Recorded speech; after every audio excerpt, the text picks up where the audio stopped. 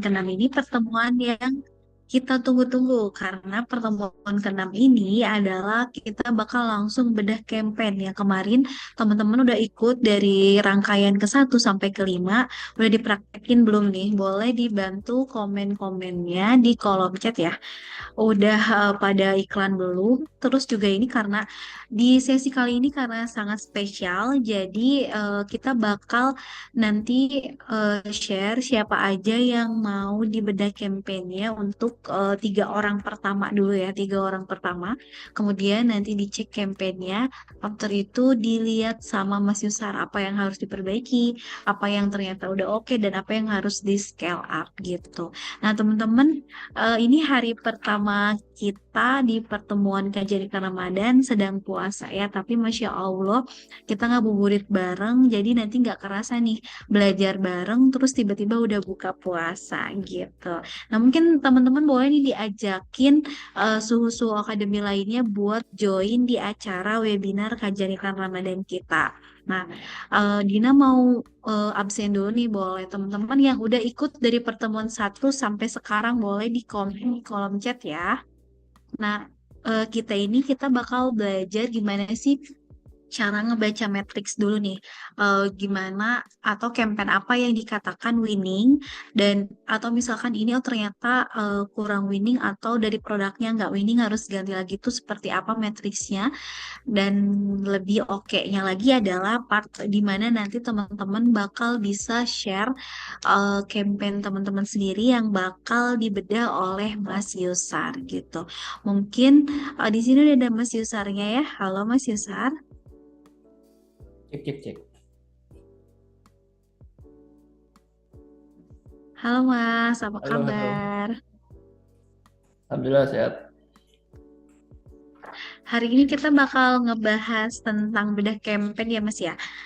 Jadi Dina juga mau remind ke teman-teman boleh banget dari sekarang disiapin 3 orang pertama dulu ya yang bakal mau dibedah campaignnya sama Kayusar gitu. Mungkin sebelumnya Kayusar juga bakal ngejelasin materi pertemuan kita kali ini. Untuk waktunya Oke, Bismillahirrahmanirrahim. Assalamualaikum warahmatullahi wabarakatuh. Terima kasih ya buat teman-teman yang udah hadir gitu ya di bulan puasa yang sebenarnya siangnya enaknya tidur ya, bukan belajar teman-teman. Tapi karena di sini kita sudah meluangkan waktu bersama-sama, ya kita akan inilah menuntut ilmu bareng-bareng lah ibaratnya. Di mana sini saya akan ngebahas tentang cara membaca matriks. Matriks itu apa? Matriks itu adalah angka-angka yang muncul di dashboard Facebook Ads teman-teman itu. Nah, ketika teman-teman tidak bisa membaca matriks gitu ya, otomatis nanti teman-teman bakal bingung apa yang harus dilakukan. Baik itu dalam evaluasinya gitu, ini dilanjut atau di pause gitu. Ini sering banget kejadian itu. Teman-teman di grup bahkan ada yang nge-PC saya pun ini dilanjut atau di pause mas. Nah itu nanti mas teman-teman di sini bisa ibaratnya menentukan sendiri kira-kira ini lanjut atau enggaknya gitu. Kan PR ya kalau misalkan teman-teman setiap mau lanjut iklan harus tanya dulu saya atau di grup, ntar malah jadi boncos gitu. Nah nanti teman-teman udah tahu kategorinya apa aja, jadi teman-teman bisa ngegas tanpa rem berdasarkan matriks yang akan saya share gitu ya. Oke, saya coba share screen dulu ya bentar. Share screen.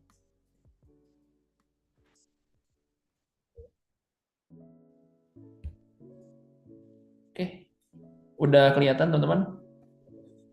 Aman ya? udah aman. Oke, jadi teman-teman di sini ini adalah matriks yang sering saya gunakan untuk menganalisis sebuah campaign di Facebook Ads. Sebenarnya ini bisa dipakai buat bukan di Facebook Ads doang, jadi ini bisa dipakai buat di TikTok Ads, di Google Ads dan lain-lain. Tapi kurang lebih ini basic atau dasarnya. Nah, yang pertama, ketika teman-teman sudah melakukan iklan gitu ya di Facebook Ads atau di Facebook Ads, di TikTok Ads itu tentu matriks ini yang sering digunakan. Terutama ini digunakan untuk ini ya purchase lewat website. Di sini yang saya akan bahas adalah matriks yang funnelingnya lewat dari website ya teman-teman. Jadi flow-nya dari iklan diarahin ke landing page, terus nanti diarahin ke form order gitu. Nah ini matriks-matriks yang sering saya pakai. Oke, kita bahas dulu yang pertama. Nah ini yang sering saya lihat ketika membuka dashboard Facebook Ads adalah click to rate, CTR. Gitu. Ini singkatannya CTR. Jadi buat teman-teman nanti di dashboard Facebook Ads-nya bisa dilihat tuh namanya click to rate atau CTR. Bukan CTR all, bukan CTR unique click ya, tapi CTR biasa aja gitu. CTR itu menentukan apa sih teman-teman? Click to rate ini menentukan seberapa winning konten kita. Winning dalam artian karena ini berdasarkan rasio, jadi rasio ini tuh diukur dari berapa banyak orang yang klik ads atau konten iklannya kita gitu. Nah biasanya kalau saya punya patokan konten iklannya di atas 1,5% yang ngekliknya ya, itu udah bagus. Dalam artian ya 1,5% tuh ya berarti misalkan mau pas-pasan 1,5 atau di atas 1,5 itu masih oke kalau menurut saya click to rate-nya.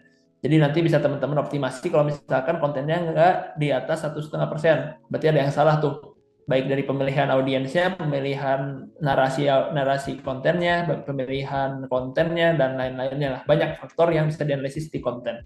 Terus yang kedua di sini yang sering saya analisis kedua adalah outbound click sama content view.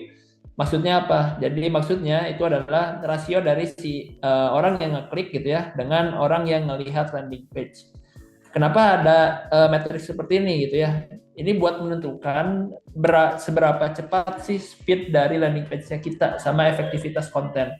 Karena kalau misalkan kontennya bagus, jadi si kliknya itu nggak akan sia-sia. Si konten view dan outbound kliknya bakal 100% biasanya.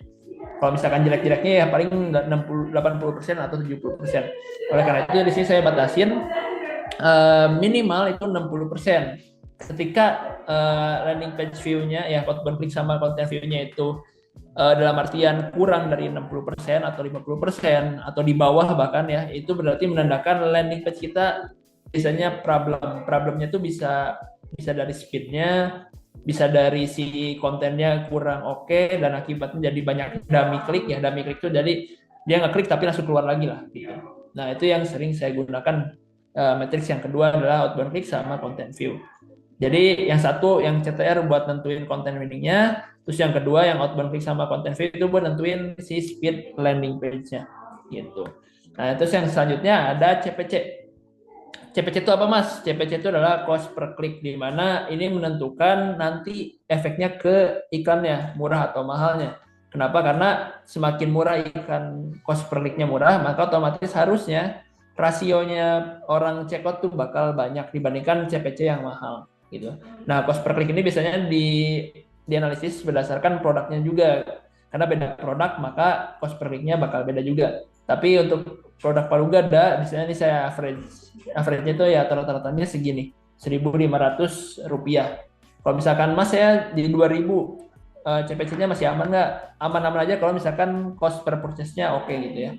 Jadi balik lagi, ini cuma sekedar tools, jadi tetap yang jadi ini ya, yang jadi patokan utama adalah cost per purchase-nya berapa gitu.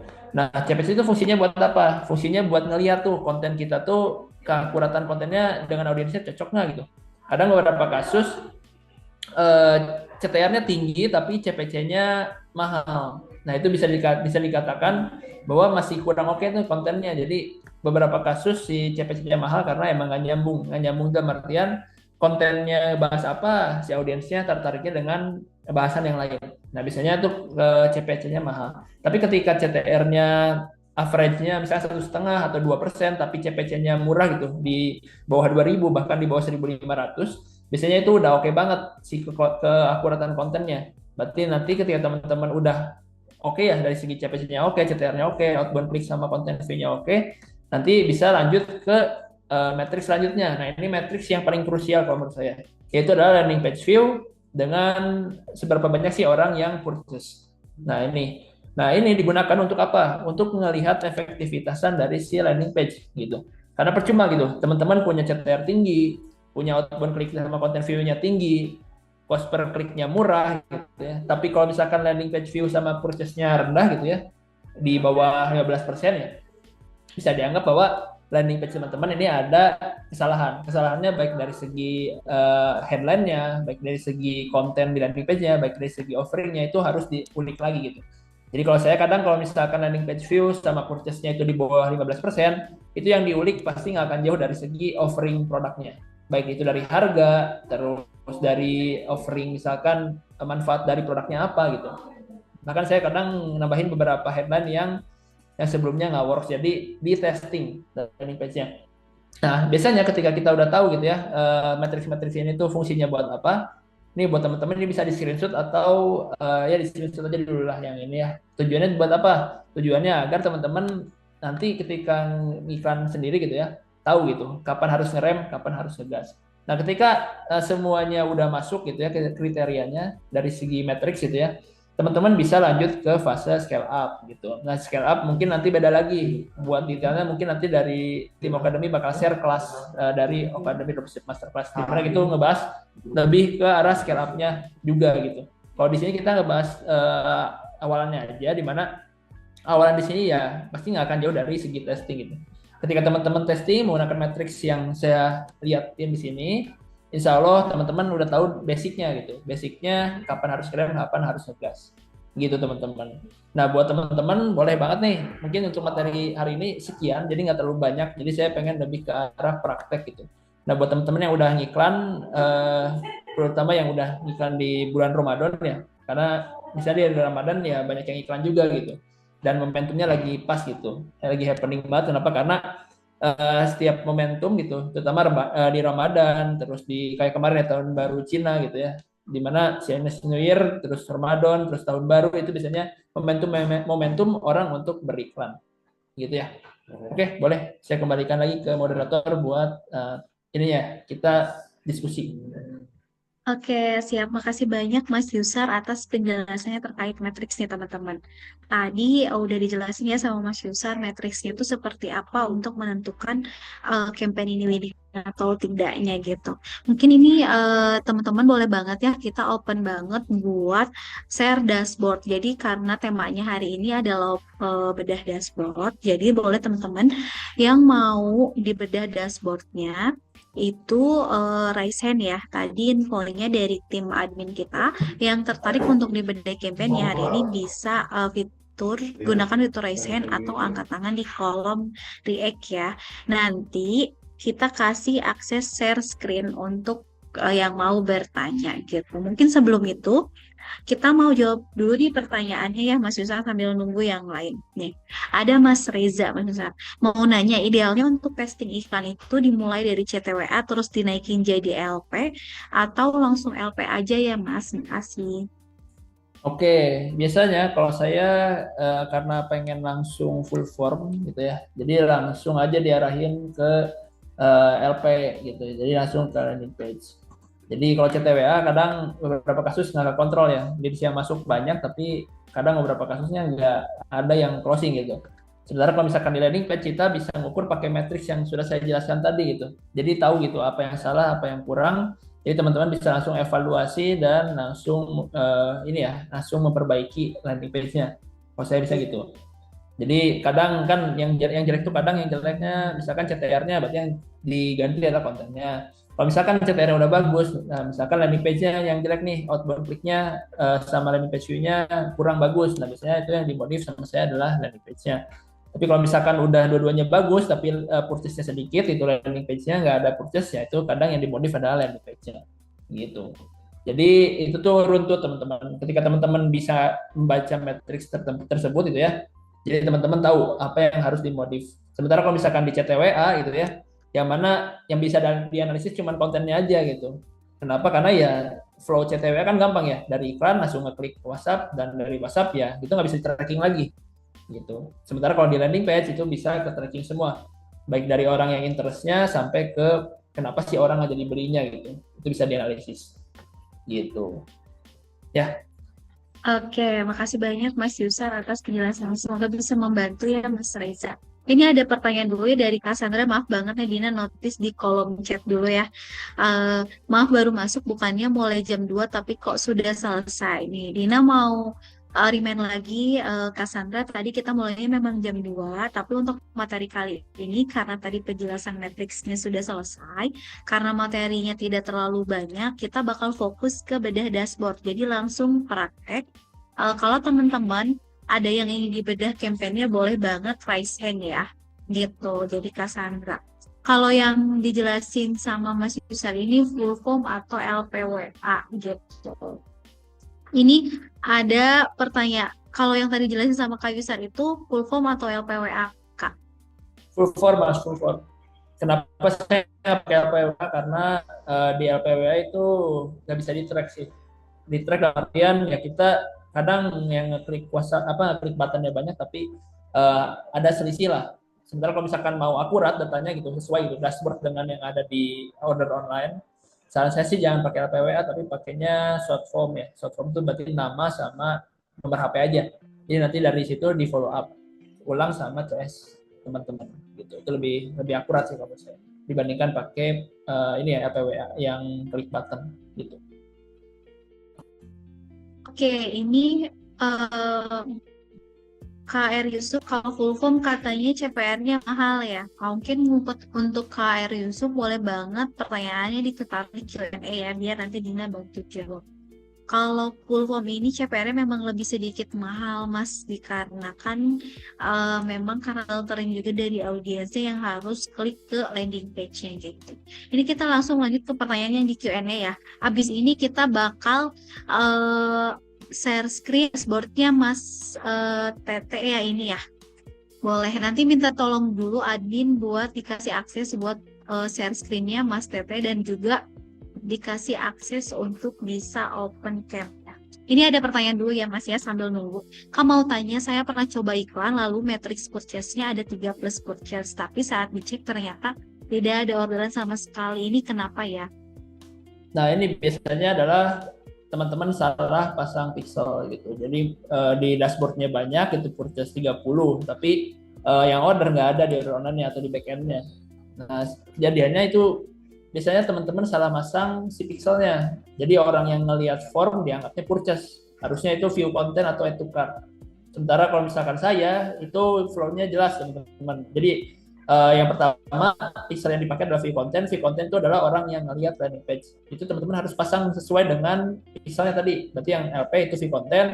Nanti masuk ke apa namanya form order ya. Form order itu saya kadang pakainya to cart gitu. Nah, dia tukar, nanti langsung lanjut ke purchase. Purchase itu adalah thank you page. Jadi bukan di form awal, teman-teman. Bukan di pas mereka mau isi form.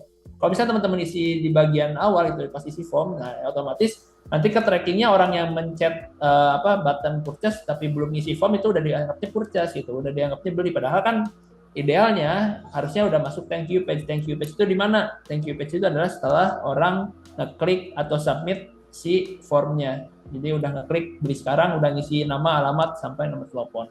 Nah bagusnya kayak gitu teman-teman. Jangan di form ordernya, tapi di akhir ketika mereka udah konfirmasi pembelian. Nah kalau misalkan benar gitu ya si pixelnya otomatis nggak ada tuh yang namanya purchase 30 di dashboard tapi di order online-nya nggak ada. Gitu sih. Ya.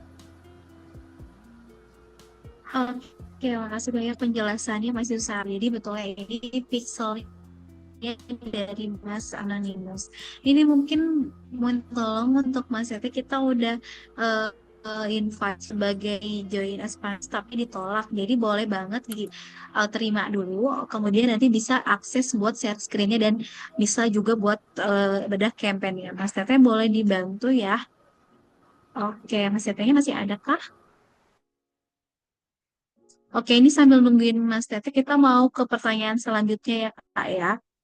Untuk fase testing dari Mas Madara. Untuk fase testing, bagusnya pakai berapa campaign, ad set, dan ads. Untuk fase testing kadang saya pakainya satu campaign, satu set dan 3 konten kreatif sih. Jadi 113 ya gitu. Terus untuk interestnya pakai yang general aja. Orang yang suka belanja online lah.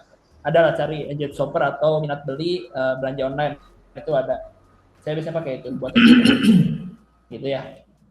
Jadi cukup satu konten, satu ad set dan 3 kreatif gitu. Oke, makasih banyak Mas Yusar. Ini kita udah ada Mas Tetenya ya, boleh banget. Mas Tete, halo. Halo Kak. Halo. Halo Mas, selamat siang. Selamat siang. Oke Mas, ini udah bisa share screen ya. Mungkin boleh langsung dijelaskan share screen dan juga hasil campaign iklannya. Ya, bentar ya.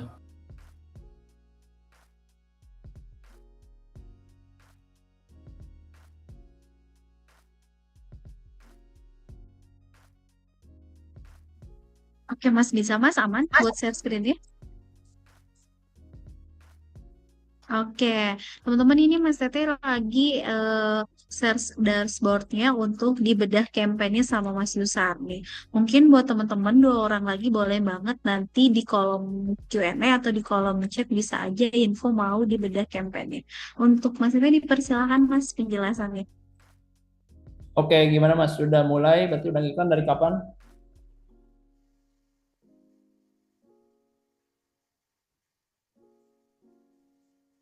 Halo, halo. Ada suaranya?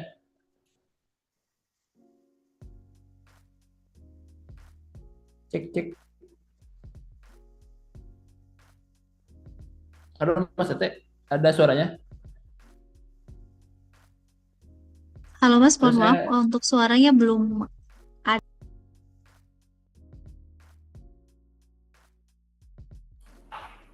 Halo, ini dengar? aman, aman ada. Oke, gimana Mas? Sudah mulai iklan dari Ini kapan?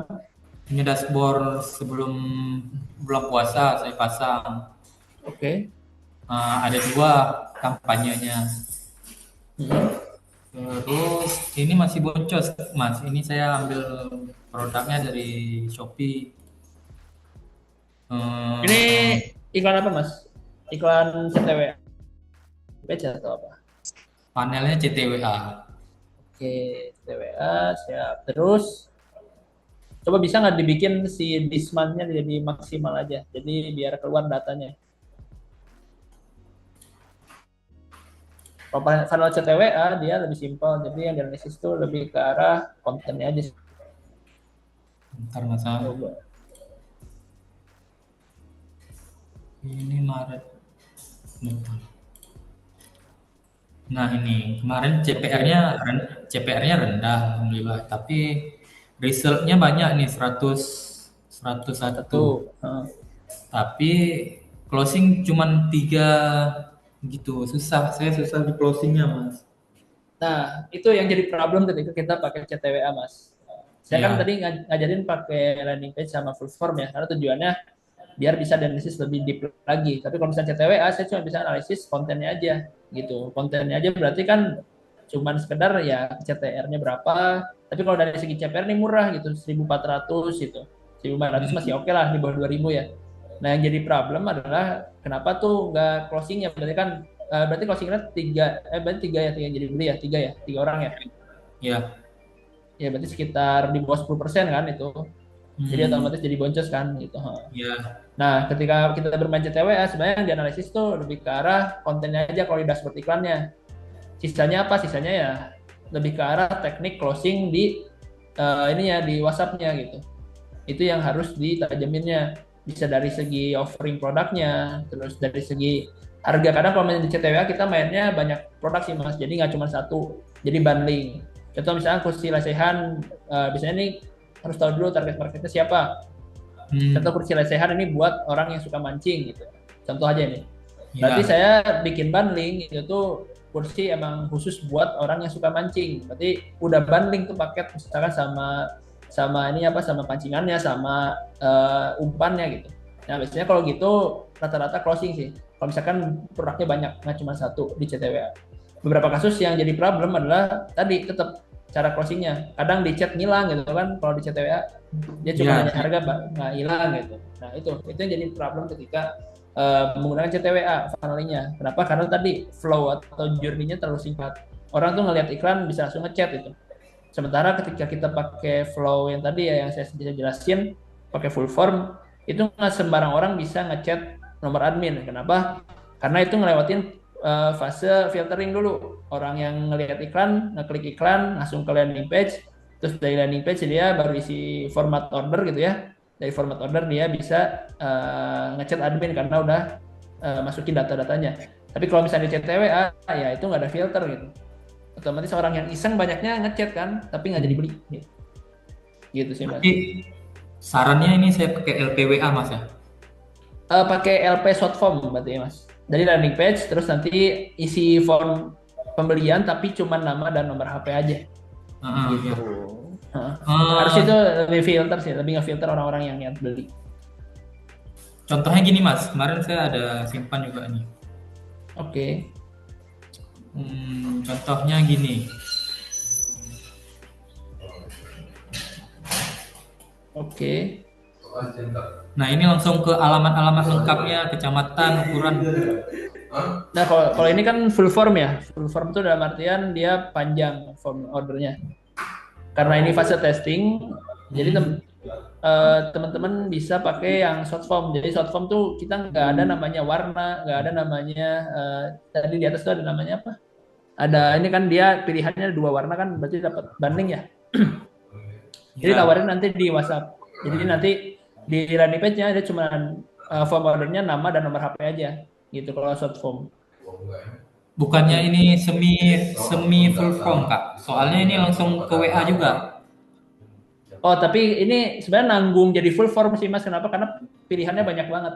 Tujuan kenapa short form itu tujuannya agar si customer tuh ke filter dengan isi form singkat gitu. Kalau ini udah masuknya full form. Karena gitu. udah ada nama alamat juga sih gitu. Jadi kalau saran saya sih cuma nama, nomor WhatsApp sama ukuran aja gitu. Ada kawan saya bilang kalau CTWA itu harganya lebih baik di bawah 100.000, betul nggak Mas? CTWA betul. Kenapa? Karena audiens yang masuk dia kan ada kurang ya. Kurang tuh dalam artian ya bahasanya tuh iklan rakyat jelata lah, rakjel. Kenapa? Karena kita barbar aja itu, karena emang murah harganya. Karena tadi balik lagi tingkat cost per purchase lebih tinggi, biasanya itu bakal menentukan kualitas audiensnya yang lebih tinggi juga Mas. Gitu. Biasanya yang lewat full form dia nggak akan banyak komplain dan nggak akan banyak nggak akan banyak apa itu labil lah, nggak akan. Kenapa? Karena udah ke filter audiensnya dari landing page. Gitu. Kalau di full form kan kadang main nggak akan, harganya variatif ya, ada yang 100.000, ada yang 200.000 gitu, beda-beda. Tapi kalau di CTWA karena kita bermain cepat ya berarti emang harganya emang harus murah aja. Cuman murah kan biasanya yang datang leads-nya yang jelek-jelek ya biasanya gitu. Produk-produk murah. Gitu sih Mas.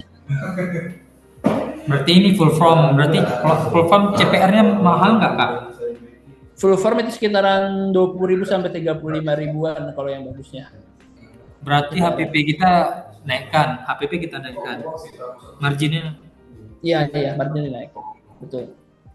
Kalau main full form ya, kenapa? Kalau di full form ya minimal kita punya margin sekitar 100.000.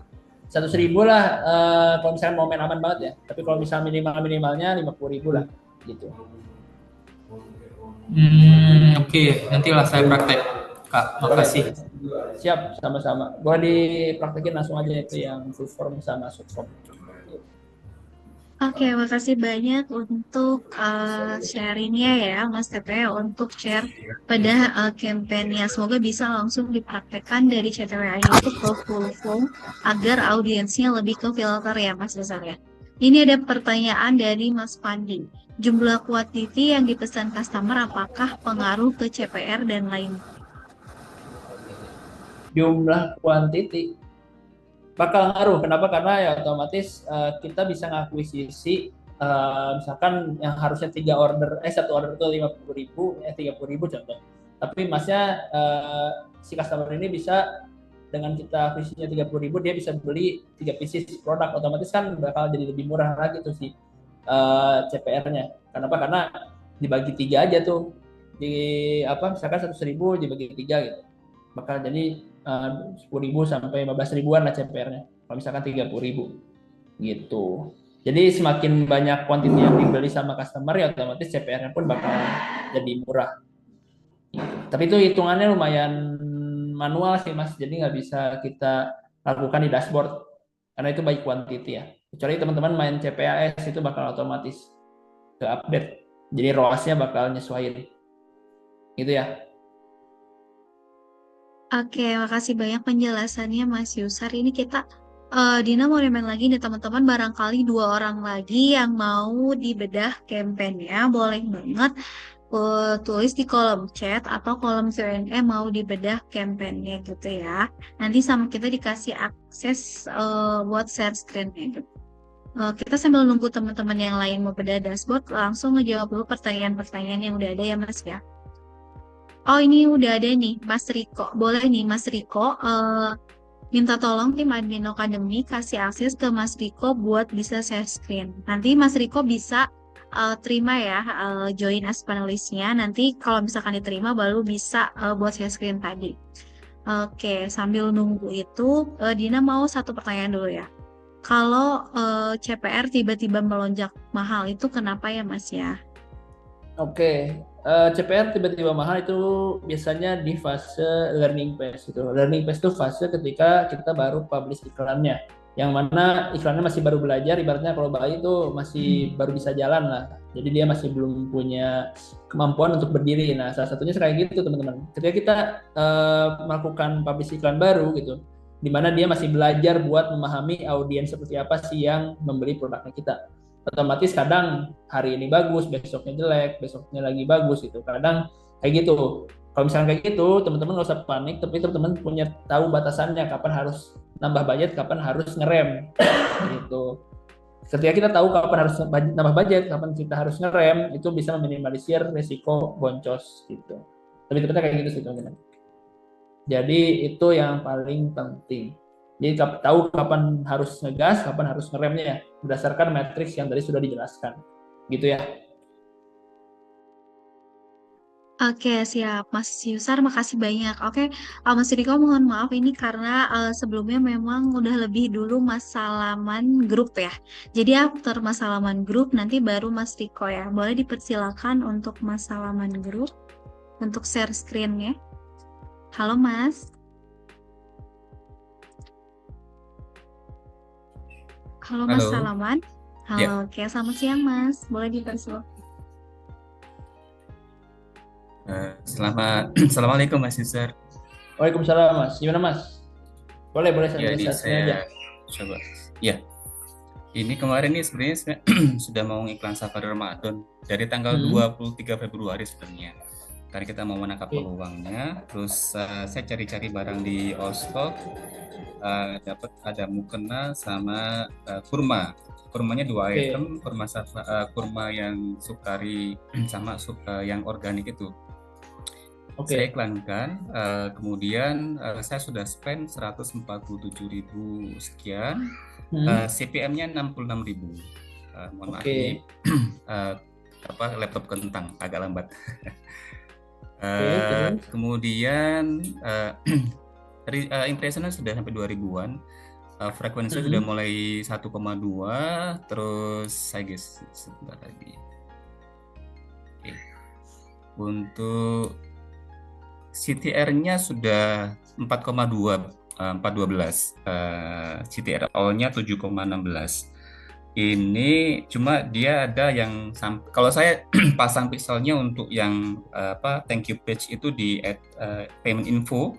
Kemudian kalau yang udah paid itu saya masukkan ke purchase yang ada settingan yang di profile itu Mas, di akunnya itu.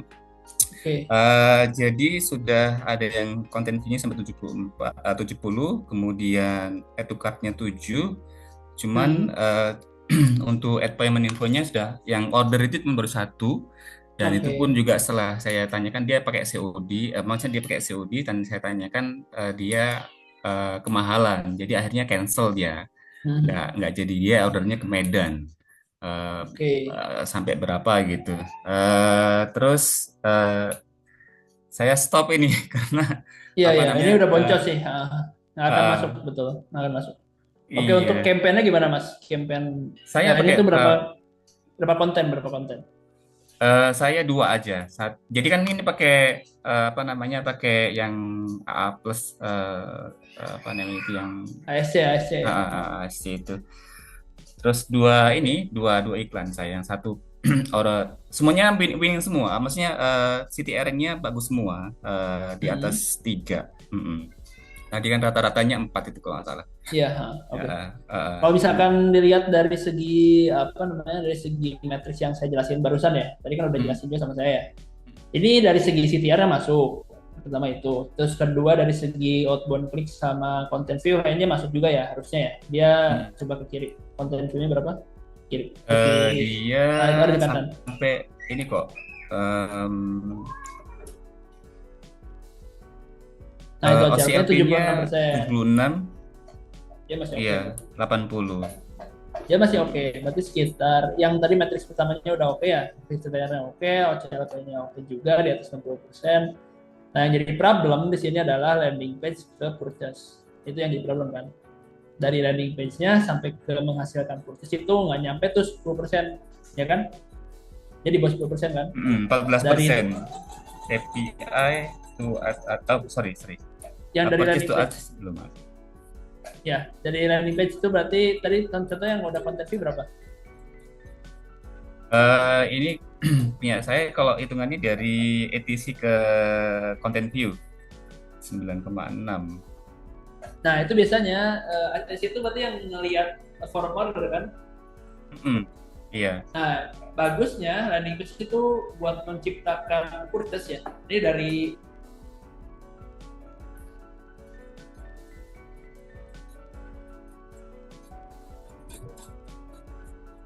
Halo.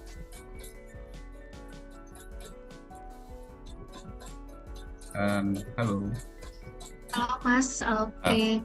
Sebentar Mas, ini kayaknya Mas Yusar sinyalnya kurang bagus Mas. Suara Gina muncul nggak Mas? Ya, loud and clear ya. Sebentar ya Mas ya, Gina bantu dulu. Ini Mas Yusarnya udah lagi nih. Halo Mas Yusar. Sebentar ya teman-teman, untuk Mas Yusar sinyalnya kurang bagus karena di sini hujan gede banget. Jadi nanti mohon ditunggu sebentar, Mas Yusarnya bakal join. Sebentar ya Mas ya. Cek, sorry, nge-lag, internetnya jelek, lagi hujan gede. Oke, gimana Mas? Tadi sampai mana? Udah ada Mas Yusar ya.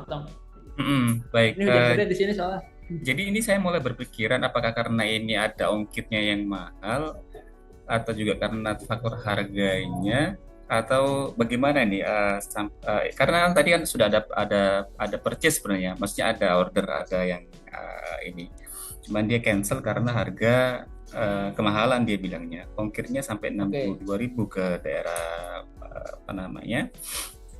Medan. Tadi sampai mana saya jelasin Mas? Sorry. Tadi di ini LP ya, LP ke content view ya.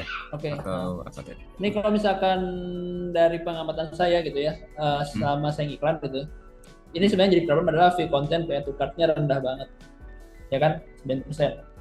Yang mana idealnya tuh fee content ke to cart itu adalah 30% Mas, kalau misalkan mau hasilnya bagus si purchase-nya Mas. Gitu. Jadi bisa diartikan bahwa landing page-nya nih yang jadi problem. Nah, landing page itu banyak elemennya. Bisa dari segi headline-nya, dari segi offering produknya, bisa dari segi harga produknya, bisa dari segi ongkirnya juga. Gitu. Nah, kalau misalkan tadi ada feedback-nya, berarti ongkirnya yang jadi problem kan? Yang tadi Masnya tadi kan udah ada yang order 1. Rata-rata mungkin kenapa mereka nggak jadi order dari view content create to cart, dari harganya juga dilihat tuh.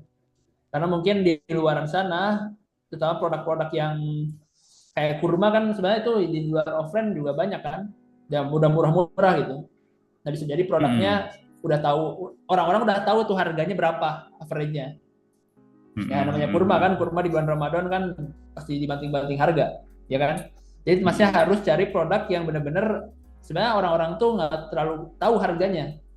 Karena pemilihan produk itu bakal ngaruh ke depannya gitu, ke CPR-nya gitu.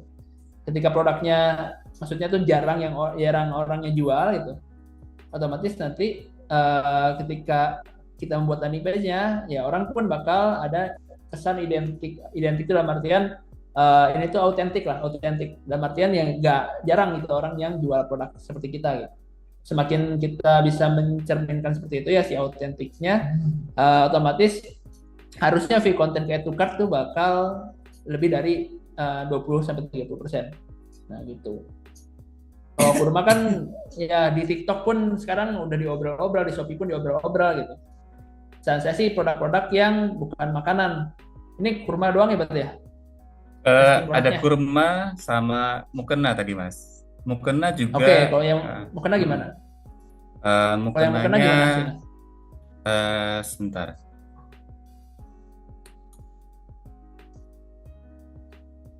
Karena emang problemnya Agak adalah download nih laptopnya speknya. Sebentar. yang problem adalah ketika Mukena. emang si produknya tuh orang-orang di luar Jawa ya, terutama itu adalah ke ongkir. Makanya kalau saya sih kadang subsidi ongkir sih, Mas. Jadi harganya dinaikin terus ada subsidi ongkir di dalamnya. Jadi orang tuh ngerasa oh ini udah sama ongkir gitu si produknya. Ya. Gitu. Hmm. Kalau mukena ATC-nya bahkan sampai 25% ya. AT content fee 25%. Oke. Eh, Dia CPC-nya 8.000 sih murah ya. Cuman di ininya di CTR-nya nggak naik ya, cuman 0,8% aja. Kemahalan sih, Mas, kalau CPC 8.000 kalau fashion. Oh, mahal ya? Oh, baik, baik, Ya, baik. idealnya tuh di bawah 2.000 lah, 2.500 itu masih oke buat ini Ah, ya ah, produk fashion. iya. Mm-mm. Bahkan kalau misalnya kontennya udah bagus itu possible CPC-nya di bawah 1.000 tuh possible. Gitu. Iya, iya. Oh ini Ini sih yang kelihatan berarti kontennya. Kalau yang ini ya, kenapa? Karena CTR-nya nggak lebih dari 1% tuh. Jadi akibatnya ketika di awalnya aja udah jelek ya, kontennya udah jelek, nanti ngaruh ke funnel akhirnya. Funnel akhir kan berarti nanti ngaruh ke CPR, ngaruh ke cost per tukarnya mahal gitu. Ya. ini saya ngambil dari Ostok ini, Mas. Nah, Semua bagusnya eh, nggak diedit lagi ya? itu lagi ya. Baik. Ada nggak mungkin Iya. yang eh, low competition apa kira-kira bidang apa, Mas ya? Yang low competition gitu kira-kira apa yang Low competition sebenarnya harus riset juga sih, Mas. Saya juga riset-riset sih belum benar-benar nemu banget yang murah banget gitu. Jadi kalau saya sih biasanya kalau di momen Ramadan ini ya pasti berkaitan dengan Ramadan. Kita kaitkannya ke arah sana gitu. Baik itu herbal, baik itu fashion gitu. Semua diarahin ke sana, persiapan Ramadan atau bahkan sekarang udah bukan persiapan lagi ya, lebih ke arah cara mengoptimalkan diri ketika Ramadan gitu. Biasanya kalau di Ramadan ya naik, yang naik-naik pasti nggak akan jauh dari herbal, terus fashion, itu sih herbal-herbal yang bisa meningkatkan stamina ketika bulan Ramadan itu juga oke. Gitu sih, Mas. eh, ya. Tapi kalau Terus sih, dari Mas. segi matriksnya ya ini kontennya mungkin karena udah banyak orang pakai juga di sini karena di Ostok kan ya ini di mana di Ostok kan itu udah semua orang pakai juga kan, bisa di-download oleh orang banyak. Ya. Saran saya Masnya bisa explore kontennya di TikTok Hmm, tuh. Hmm. gitu. Ya. Khawatirnya nggak sesuai dengan spek yang ditawarkan oleh supplier, Mas. Jadi saya juga Oh iya, apa namanya? Saya juga menjaga khawatirnya saya memberikan false apa ya impression, produk lah. false Ya. impression juga Atau ke. nggak cari aja sesuai kata kunci di Ostok apa, nanti Masnya cari sesuaikan kata kuncinya dengan di TikTok. Karena TikTok juga udah ada SEO-nya, dia udah punya tracker itulah. Harusnya ada beberapa produk yang keluar lah dengan produk yang serupa. Gitu.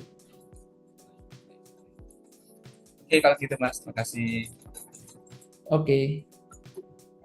Oke, siap. Makasih banyak Mas untuk sharing terkait bedah kampanye ya Mas ya. Ini kita ada satu lagi ya untuk bedah kampanye dari Mas Reza ya. Boleh Mas Reza Mas Riko. Maaf banget Mas Riko.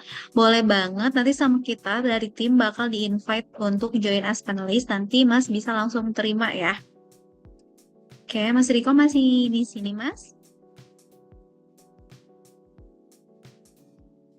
Oke, ini kita sambil nunggu Mas Riko, kita mau langsung jawab dulu pertanyaan. Oh, ini udah ya berarti ya Mas Riko. Oke, siap. Udah ada. Boleh Mas dipersilakan untuk share screen-nya.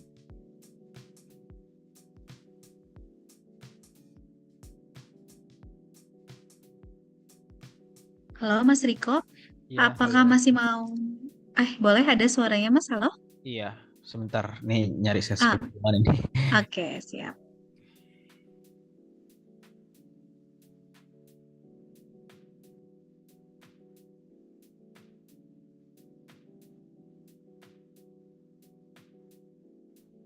Udah muncul belum ya?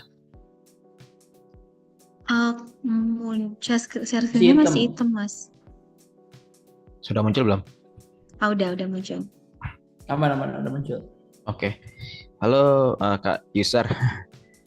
Halo. Iya. Ini Gimana sebenarnya Mas?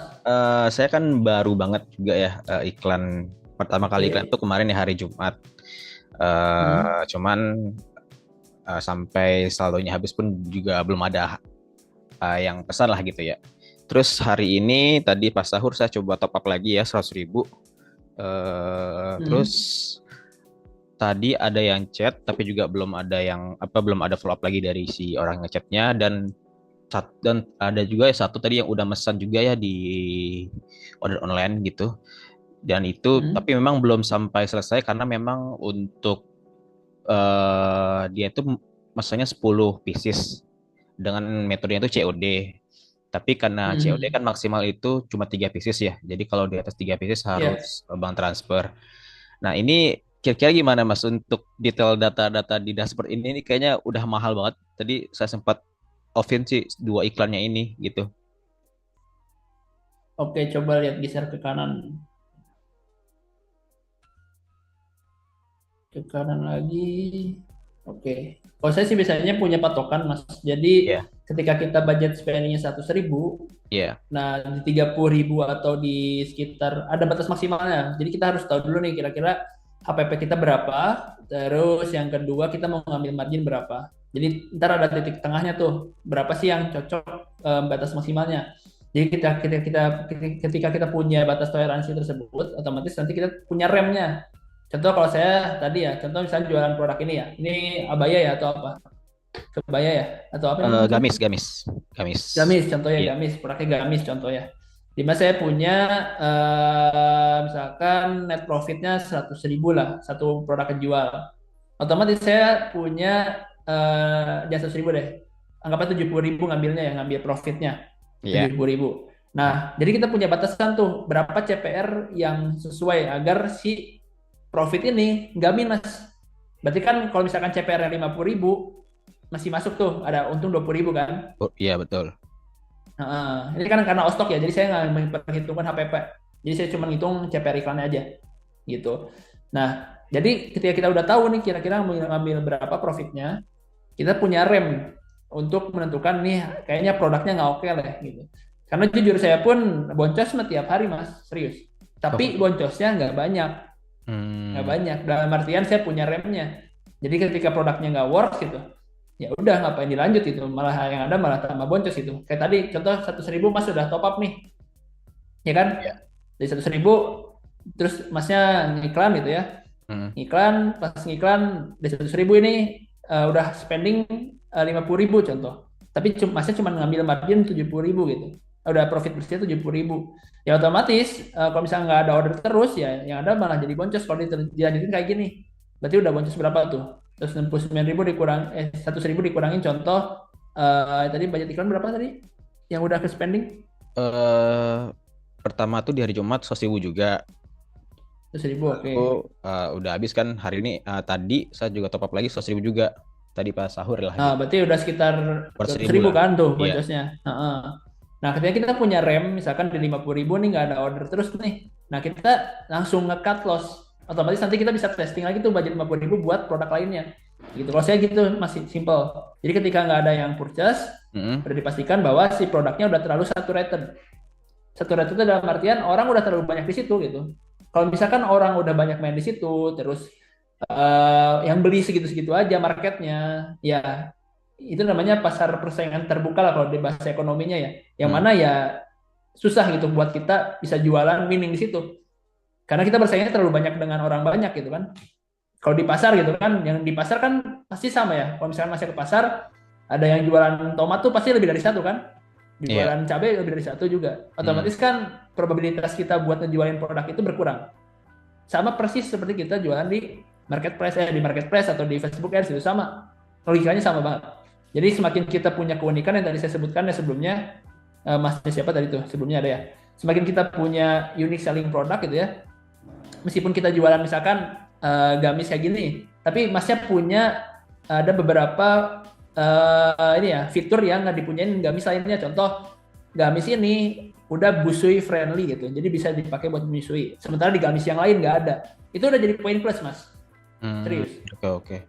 Jadi Berarti mas harus tahu dulu nih produknya apa, buat siapa, dan untuk produknya untuk siapa gitu.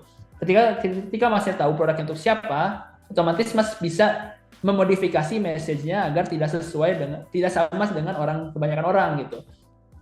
Sementara kalau misalkan kita terketibak dari Ostok dengan message yang sama dan orang lain pun iklan dengan message yang sama, maka hasilnya ya sama aja kita donasi ke Facebook, ya nggak sih? iya, Kayak betul. gini contoh boncos. Nah itu logikanya sama seperti kita jualan offline. Jadi sebenarnya kalau misalkan ada yang ngomong beda jualan offline sama online, ya sama aja konsepnya, nggak jauh beda. Konsep ekonominya sama. Di situ ada market, ada pembeli, ada penjual. Semakin banyak penjual, otomatis nanti bakal juga ngaruh ke CPR-nya. Tapi kalau misalkan sedikit penjual di situ, kalau bahasa ekonominya tuh monopoli ya, semakin dikit atau monopoli ya semakin kita cuan besar di situ. Gitu. Berarti melihat itu Posisi biasanya iya. di Ads Library mas, posisinya biasanya di Ads Library. Contoh mas, coba sekarang pencet Ads Library di Google. Google ya. Ads Library, boleh di Google Ads Library. Terus kalau saya sih, ya pertama yang dilihat sebelum saya iklanin produk ya Ads Library pasti. Itu yang paling saya pertama lihat. Karena kan ketika kita lihat Ads Library, kita tahu siapa aja kompetitor yang kita lawan, ya kan? Seperti sebelumnya saya juga sebenarnya dulu sempat mau main kurma mas. Yang tadi mas ada sempat iklan kurma kan? Tapi setelah lihat di Ads Library itu iklan udah tayang sebelum Ramadan, dia udah panasin iklannya sebelum Ramadan ya. Saya nggak jadi main di situ karena udah tahu bakal kalah gitu. Coba di bagian Ads Library, nah gitu, diklik Yang di atas, nah itu. Berarti Jadi kita harus tahu kapan masuk, kapan enggaknya gitu. Berarti untuk produk-produk yang rekomendasi yang mungkin sempat di-share grup itu mungkin juga nggak selalu jadi patokan gitu ya? Betul, jadi patokan. Cuman itu bisa dijadikan ibaratnya tuh data. Oh ternyata orang suka kategori ini di bulan puasa. Paham kan maksudnya? Nah mas bisa cari complementary produk yang mirip-mirip dengan produk yang lagi best seller, baik itu di TikTok, baik itu di Shopee, baik itu di Ostok gitu. Nah coba di kategori itu dipencet jadi all ads. Dipencet, nah itu dipencet all ads. Atau saya aja yang share screen boleh nggak? Oh boleh. Biar saya coba contohin ya, boleh. Okay. Jadi nanti mas bisa, atau nggak teman-teman atau mas di sini bisa langsung aja. Gini caranya biar bisa analisis kapan kita mau masuk, kapan enggak. Ini saya coba ya, share screen. Atau nggak masnya di ini dulu share screen-nya. Tapi kurang lebih tadi udah oke analisisnya ya, saya udah jelasin. Jadi buat masalah itu udah clear ya.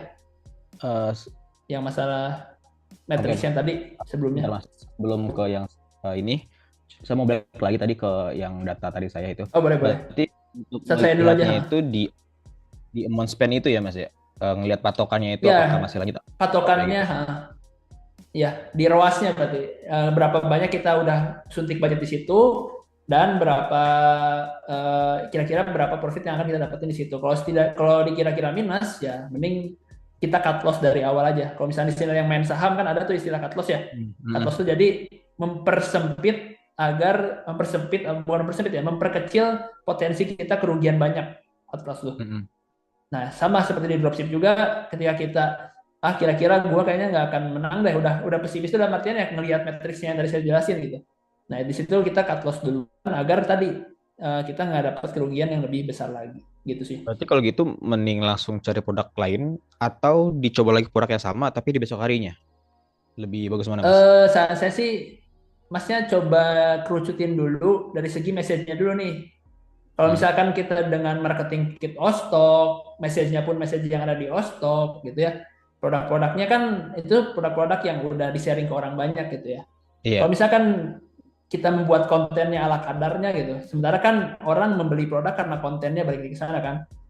Kontennya sama aja gitu, biasa aja. Ya gimana orang mau beli gitu. Tapi kalau misalkan kita punya unique selling point yang lebih oke dibandingkan produk yang lain itu, meskipun kompetitor udah jalan duluan, tapi kita punya keunikan tersendiri dengan produknya yang kita jual, ya otomatis orang-orang pun banyak yang beli kok. seperti kenyamanan nggak teman-teman di sini, kan saya angkatan 97 ya, sempat viral namanya gelang power balance, tahu kan? Iya. Iya. Di mana kan gelang power balance itu sebenarnya gelang biasa aja kan, tapi dia punya unique selling point di mana ketika teman-teman pakai gelang ini, teman-teman bisa ibaratnya nggak jatuh gitu. Padahal mah nggak ada, itu bullshit, nggak ada tuh yang namanya nggak jatuh aja kan, gitu. Karena itu gelang biasa tapi bisa laku banyak gitu. Kenapa? Karena mereka punya brandingan seperti itu gitu, punya positioningnya yang oke gitu. Sama seperti kita jualan produk dropship juga sih teman-teman. Kalau misalkan yang main di situ banyak gitu ya, otomatis susah juga kita buat ngedongkrak marketnya gitu. Harus tetap ada kreatif yang oke atau konten yang unik gitu sih Mas. Kalau untuk pemula-pemula gitu mendingan kayak copywriting atau video-video kontennya itu buat sendiri aja atau yang dari marketing kit ya atau gimana?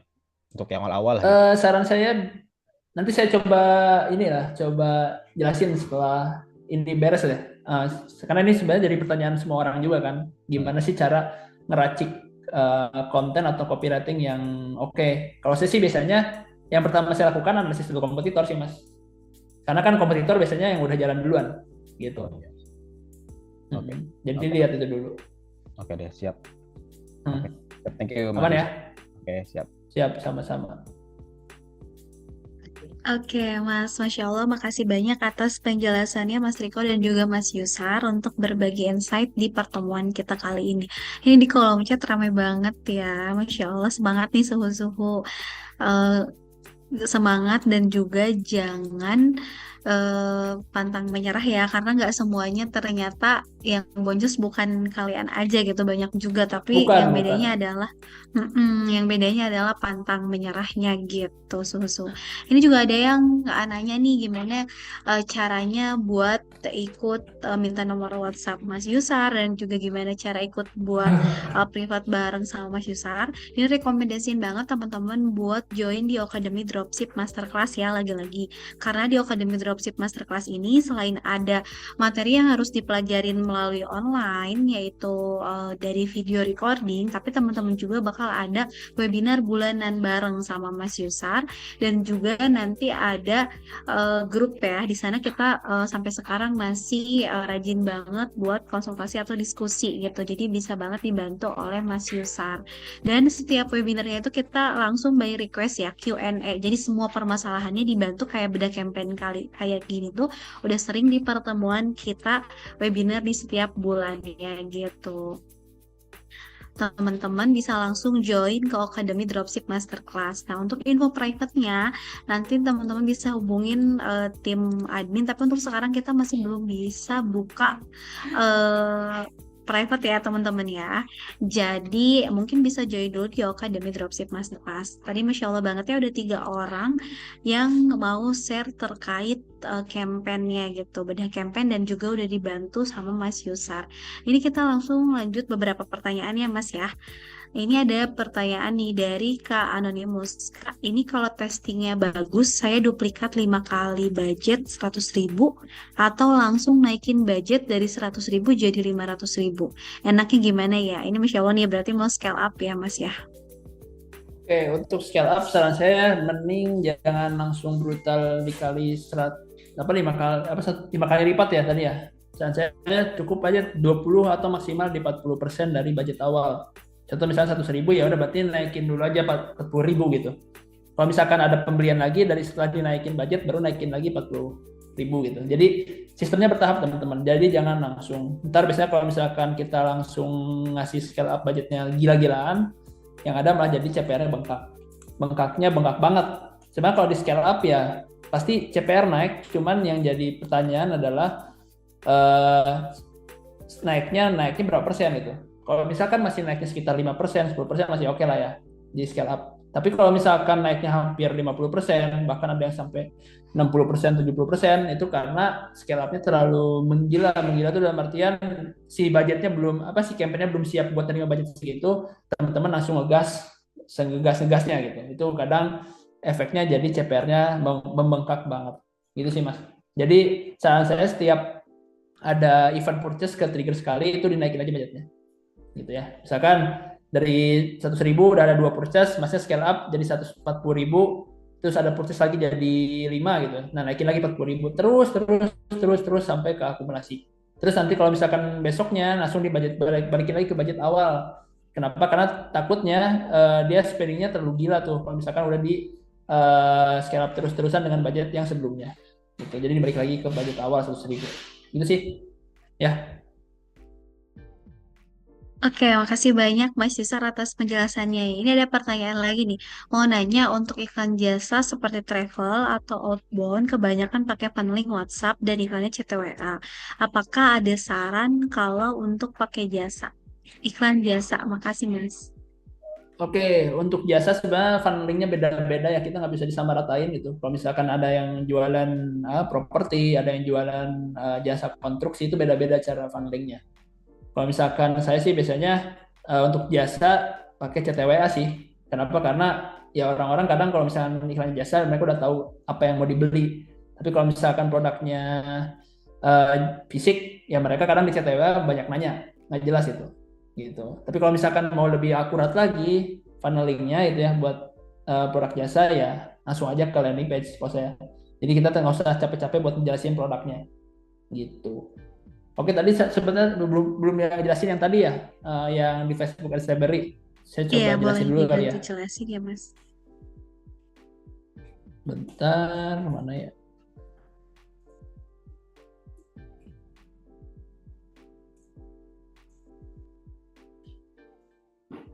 Bentar, saya coba share screen.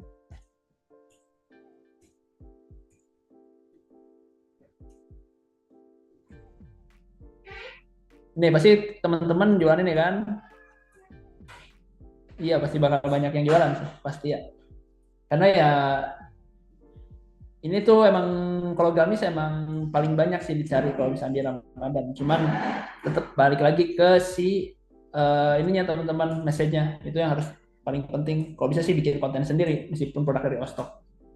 Nanti bakal bisa dimodif ya. Kalau misalkan masih pakai konten yang ada di Ostok ya jangan harap bisa winning sih. Kenapa? Karena kalau nggak dimodifikasi ya semua orang udah pakai marketing kit yang itu gitu. Otomatis orang-orang pun udah ketika ngeliat iklannya, ini mah udah pernah lihat iklannya gitu. Gitu teman-teman. Nah ini ya contoh di AdSlibrary.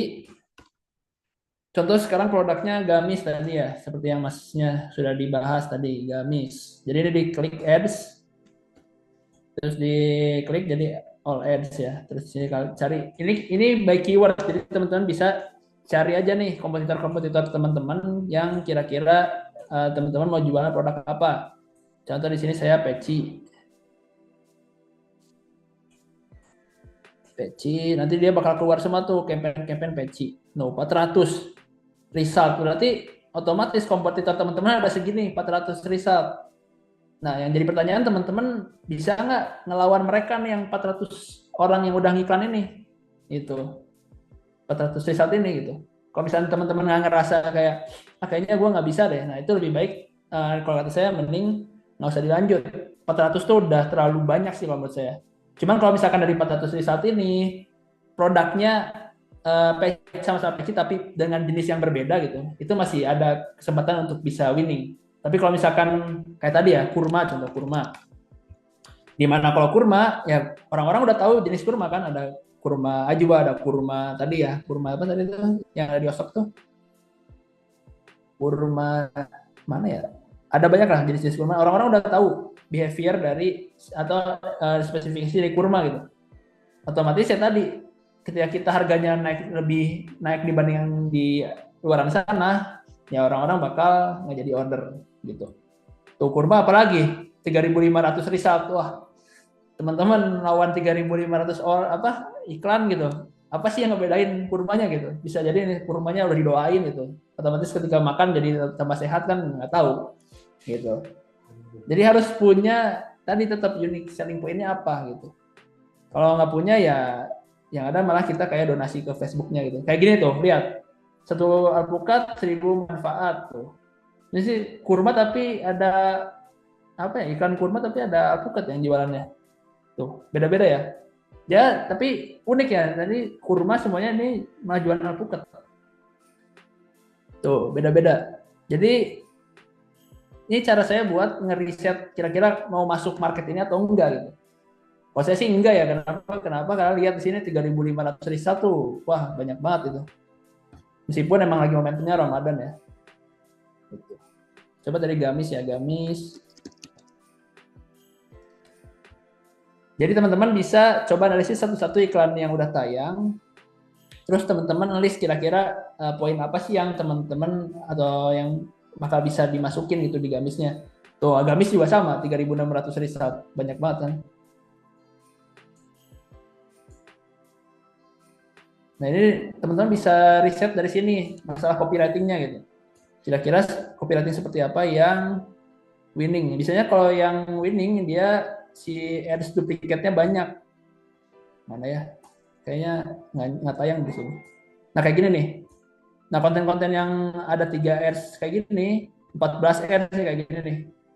Dia winning teman-teman. Kenapa? Karena dia udah di fase scale up. Dia udah duplicate campaign-nya banyak. Gitu. Tuh. Simple.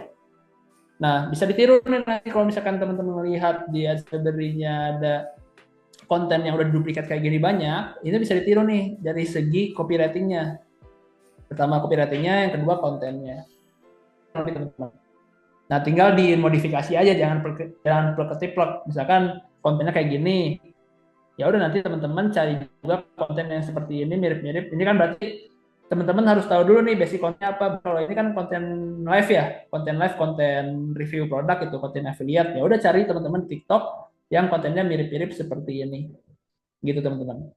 Terus captionnya kayak gini. Terus cari juga misalkan si ini tuh kayak gimana sih landing page-nya. Ya udah tinggal klik aja si, oh dia pakai CTWA.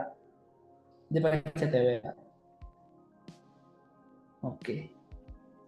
Gitu sih teman-teman ya. Jadi saya risetnya cukup simple, jadi nggak usah terlalu banyak tools yang dipakai sih. Cukup satu tools ini udah overkill menurut saya. Kenapa? Karena kita bisa lihat kompetitor kita semua. Itu ya.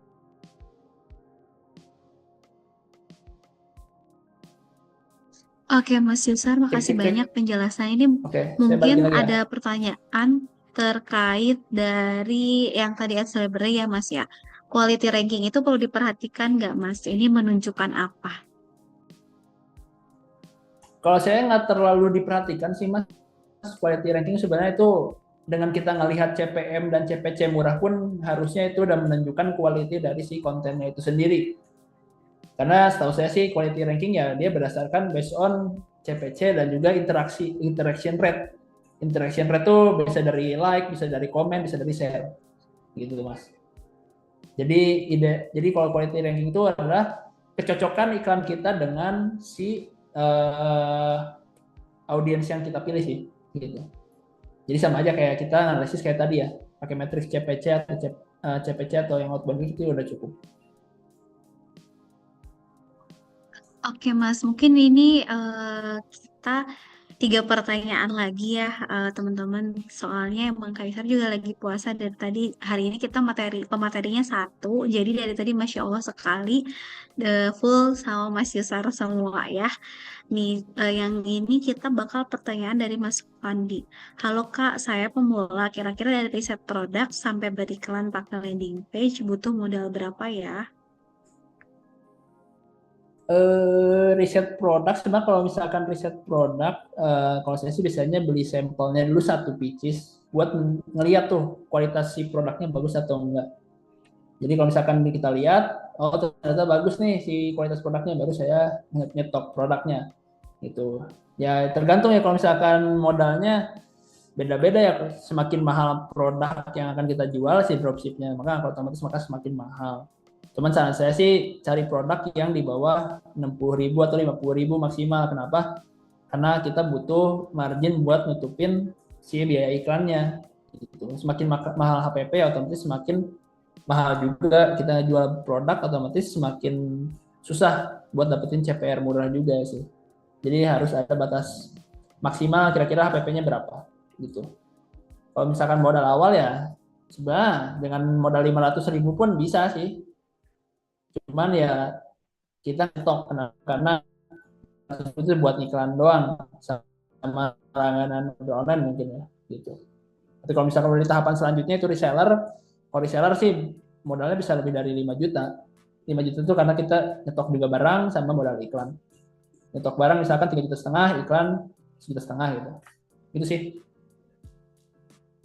Jadi tergantung, kalau modal kita nggak bisa maksain ya. Setiap orang punya kapasitas berbeda-beda, jadi kita nggak bisa ngesamaratain. Tapi yang terpenting adalah profit is profit. Jadi ketika kita iklan, tujuan utamanya bukan masalah pameran kita bisa iklan atau CTR kita tinggi, tapi tetap yang dihitung adalah gross profit ya.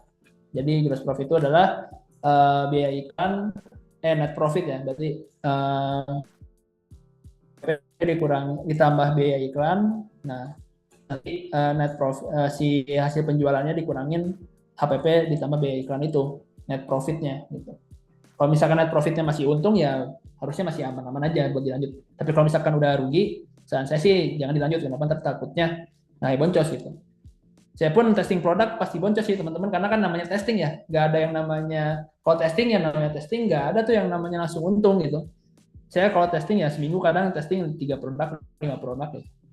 Pernah nggak 5 produknya rugi semua? Pernah. Sama kok, saya juga kayak teman-teman ada ruginya. Jadi sama-sama kita mengalami hal tersebut gitu. Cuman yang jadi perbedaan adalah kalau saya rugi lanjut itu riset produk. Nah, biasanya kalau misalnya teman kan udah rugi riset terus, tapi ya riset terus tuh pusing serius. Karena itu ya, kalau misalkan nyari duit gampang dari dropship juga semua orang udah dari dropship. Cuman kan rata-rata malah jualan kelas ya, yang jago di dropshipnya gitu. Gitu. Tapi kalau misalkan teman-teman udah jago di dropship, biasanya tuh ya udah fokus di situ dengan cara fokus jualannya, fokus riset produk gitu. Kalau dari saya sih intinya kalau misalnya produk dropship ya kuatin di riset produk. Semakin teman-teman jago riset produk, maka semakin cepat buat nemuin produk, nemuin polanya lah, pola untuk dapetin produk winning gitu. Ya, benar tuh kebanyakan jualan kelas ya karena nggak untung dropshipnya mas. Realistis saja. Saya gitu mas, bisa. Oh saya emang sharing-sharing ilmu, karena apa? Karena takutnya teman-teman juga ikutan di kelas-kelas yang kurang profesional gitu, takutnya gitu. Yang mana kan iklan-iklannya terlalu ini ya, bombastis ya. Dapetin 5 juta pertama dari ini gitu. Kadang beberapa kasus kayak gitu. Biasanya yang newbie yang baru mulai ya, yang tadinya mau dapet cuan malah nggak jadi dapet cuan. Kenapa? Karena tadi udah kemakan iklannya duluan gitu. Banyak banget kelasnya kayak gitu. Kelas AliExpress.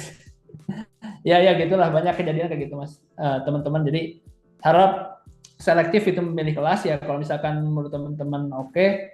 Kalau di sini kan kita sharing-sharing ya, jadi nggak ada yang jago, nggak ada yang suhu. Saya juga ngalamin boncos, teman-teman juga ngalamin boncos, ya semuanya juga sama gitu. Cuman yang jadi perbedaan adalah cara menyikapi hal tersebut gitu. Ketika boncos apa yang dievaluasinya gitu.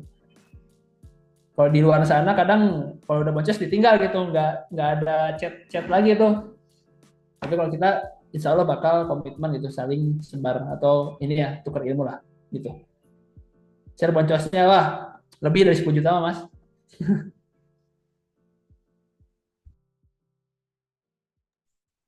Bayar digital juga oke, kalau saya coba aja mbak. Kalau circle immerse kenal lah, yang jago-jago aman. Sama-sama aja sebenarnya ilmunya, cuman yang jadi perbedaan adalah kualitas cara mereka menyampaikan ilmunya gitu. Ya.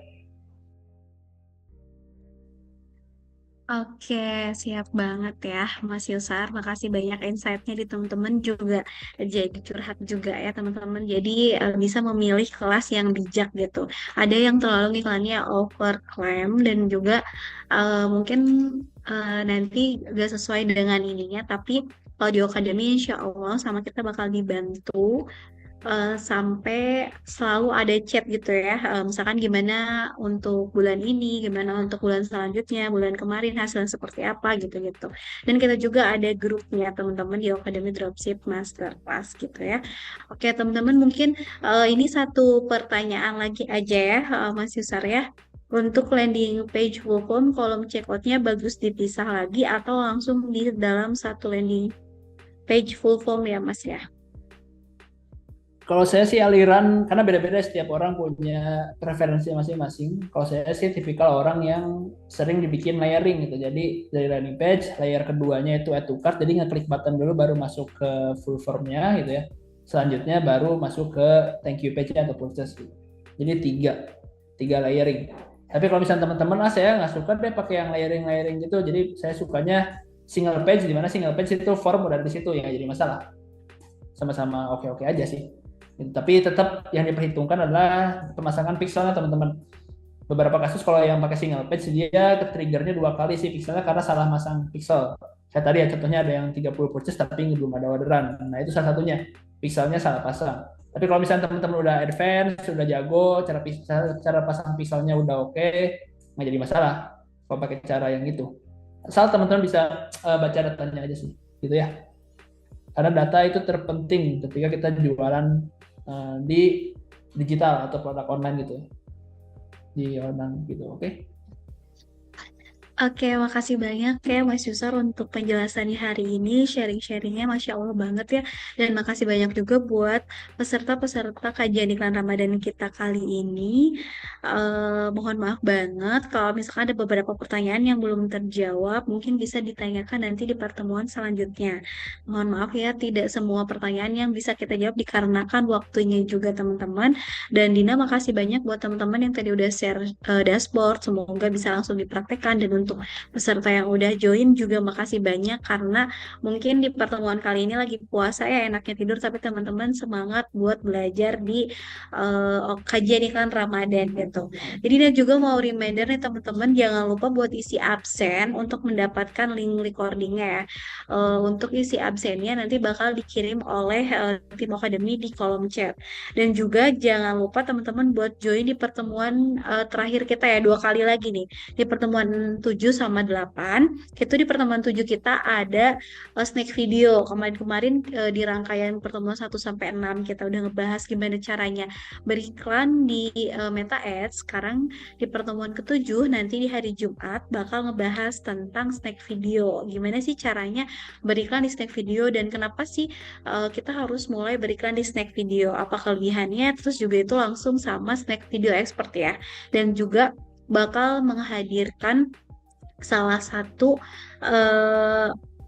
VIP seller dari Akademi yang emang udah jago di snack videonya. Dan Dina juga mau reminder teman-teman di pertemuan terakhir kita juga ada tentang Google Ads. Jadi jangan lupa untuk hadir di pertemuan ke-7 dan ke-8 kita. Terima kasih banyak untuk waktunya. Misi absensinya ada fasilitas lain yang nggak selain recording. Untuk saat ini kita masih di recording ya Kak ya untuk isi absennya gitu. Makasih banyak untuk waktunya hari ini. Wassalamualaikum warahmatullahi wabarakatuh. Semoga berkah ya puasa dan ilmunya hari ini.